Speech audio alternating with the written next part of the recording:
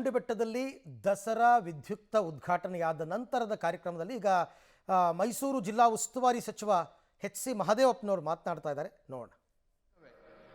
ಬಂಧುಗಳೇ, ನಮ್ಮ ರೂಪ ಅವರು ನಮಗೆಲ್ಲ ಪ್ರಿಯಾಂಬಲ್ನ ಹೇಳ್ಕೊಟ್ರು.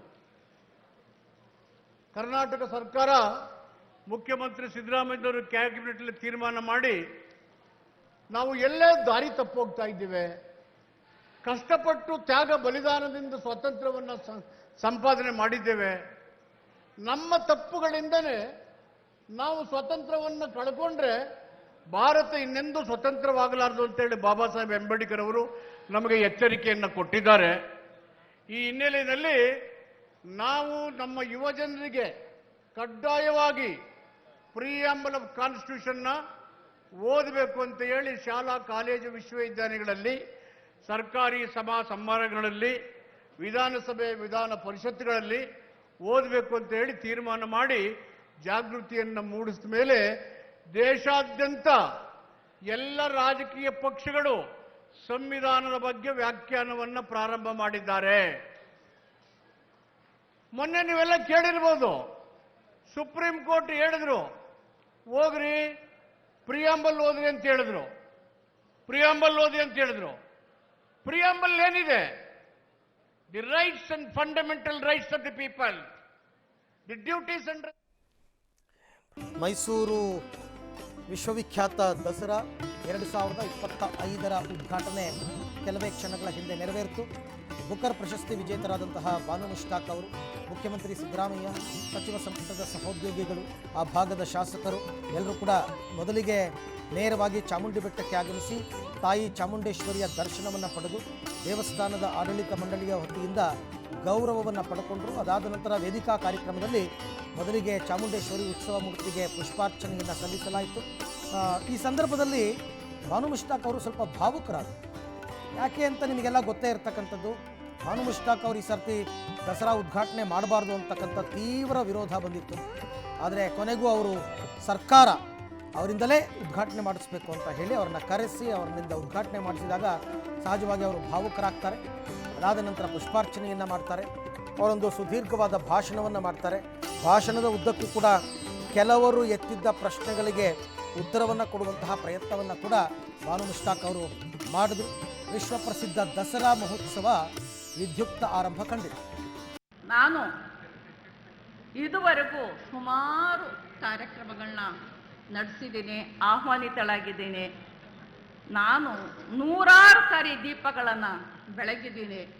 ನಾನು 100 ಸಾರಿ ಪುಷ್ಪಾರ್ಚನೆಯನ್ನು ಕೂಡ ಮಾಡಿದ್ದೀನಿ, ಮಂಗಳಾರತಿಯನ್ನು ಕೂಡ ಸ್ವೀಕರಿಸಿದ್ದೀನಿ. ನನಗೆ ಹೊಸದಲ್ಲ ಇದು.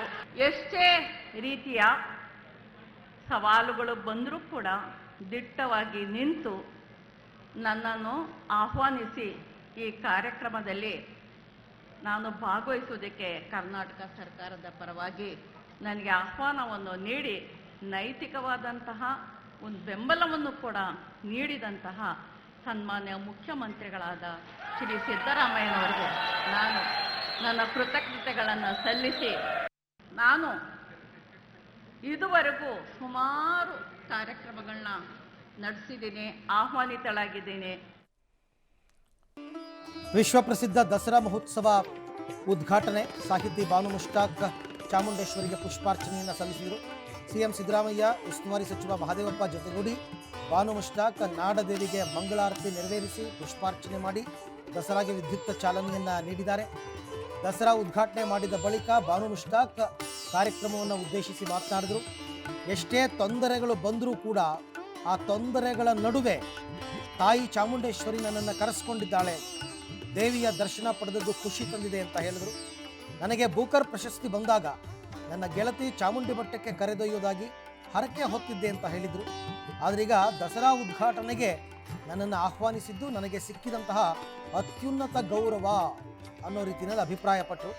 ಜೊತೆಗೆ ಮೈಸೂರಿನ ಅರಸರು ಮುಸ್ಲಿಮರ ಮೇಲೆ ನಂಬಿಕೆಯನ್ನು ಇಟ್ಕೊಂಡಿದ್ದರು.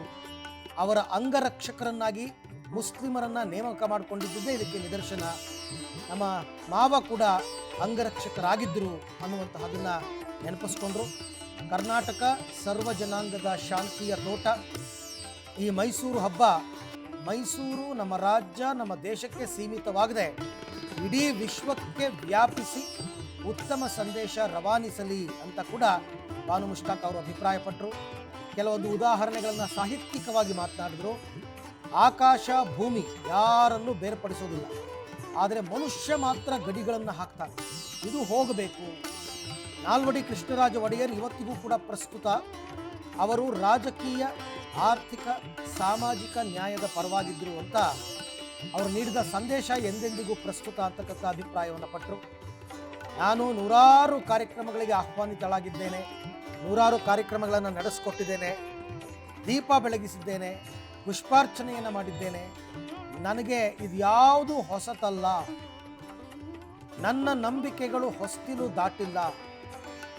ನನ್ನ ನಂಬಿಕೆಗಳು ಮನೆಗೆ ಮಾತ್ರ ಸೀಮಿತ. ಹೊರಗೆ ಬಂದಾಗ ನಾನು ಎಲ್ಲರಂತೆ ಒಬ್ಬಳು. ರಾಜ್ಯದಲ್ಲಿ, ದೇಶದಲ್ಲಿ ಶಾಂತಿ ಸುವ್ಯವಸ್ಥೆ ಅಂತಕ್ಕಂಥದ್ದು ಇರಬೇಕು. ಅಶಾಂತಿಯನ್ನು ಉಂಟು ಮಾಡುವವರ ವಿರುದ್ಧ ಮಾರ್ಮಿಕವಾದ ಮಾತನ್ನು ಅವರು ಆಡಿದ್ರು.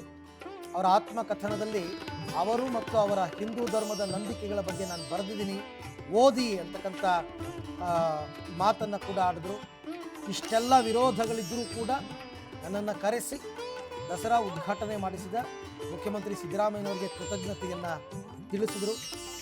ಉದ್ಘಾಟಕಿ ಬಾನು ಮುಷ್ತಾಕ್ ಅವರ ಭಾಷಣದಲ್ಲಿ ಹಲವಾರು ವಿಚಾರಗಳನ್ನು ಅವರು ಪ್ರಸ್ತಾಪವನ್ನು ಮಾಡಿದ್ದಾರೆ.